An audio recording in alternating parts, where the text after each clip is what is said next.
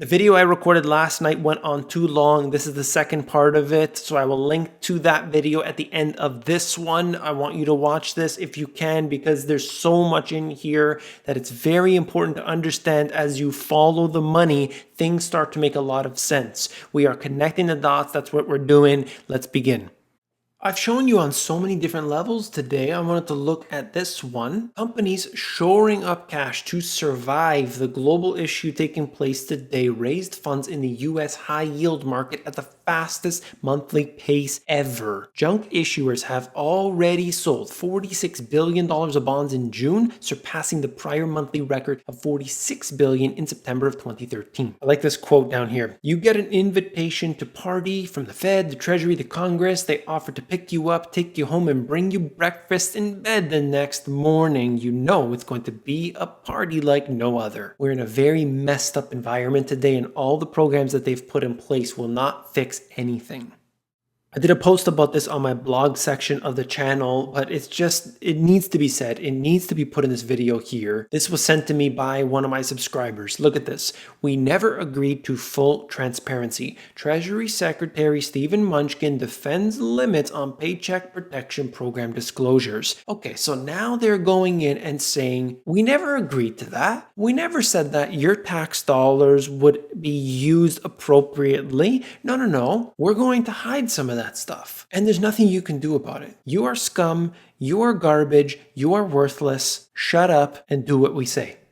There's a lot in this article out of the Wall Street Journal that you might want to look at. It's talking about the average individual, how they're impacted by what we are seeing today. One of the points that they mention in here is that the highest income group has really not rebounded the way that they were before in terms of their spending. And I think a lot of them are sitting on the sidelines, waiting and seeing what's happening. The spending that people are doing today, I think it's a lot different than the spending they were doing a year ago. You know, in March, maybe even in February, you had a lot of people, this huge spike, in fact, a lot of people buying things. They were buying food, they were buying masks, they were buying all this kind of things, which technically is good for the economy. People are buying stuff, people are making stuff, they're shipping stuff that helps the economy. But then when they had a lot of that stuff, that dropped off. And then the buying patterns changed and they were buying other things. But when we look at it, people are not spending their money in the places that they would traditionally do so. Here in the article, they're saying people that are in the lower income, a large percentage of that income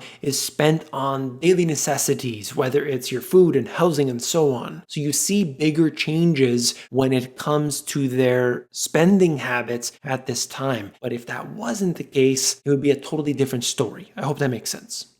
While about 60 to 80% of the people that were watching this video initially have already left, I want to thank you for sticking with me, because you get to know the truth, the nitty-gritty, and so much important data that I squeeze in here all the way to the end. There are 5 Senate-confirmed members of the Federal Reserve. It won't surprise you to know that all 5 of them are millionaires. Here's a list with links to their financial disclosure forms. You got to know this, all right? The chair, Jay Powell, is worth between $20 million and $55 million, the richest Fed chair in history. Then we got Randy Quarles, 24 to 125 million. Clarita, Bowman, Brainerd, all making millions of dollars. Now you have to understand, they go up there, they do these speeches, they do these conferences, they write these reports, and they're talking about a massive group of people that they have never associated with in their entire life, other when they're getting their tables being bussed or being driven around by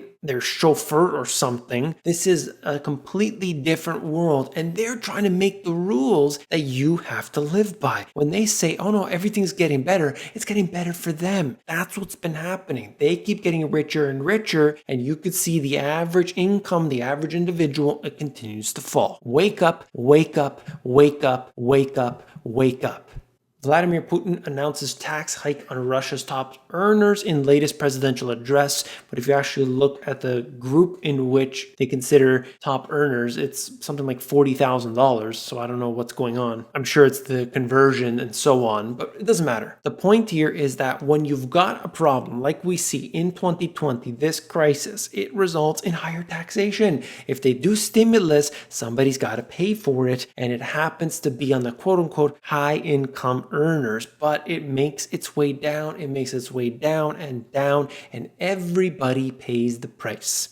That's all for this video. If you found it informative, hit that thumbs up button. When you do, you are supporting me. I want to thank you for that. If you hated this video, give it a thumbs down. I really appreciate that as well. If you want to check me out on Instagram and Twitter, you can do so at The Money GPS. If you want to learn how to sell stuff online, you can do that for free at theamazongps.com.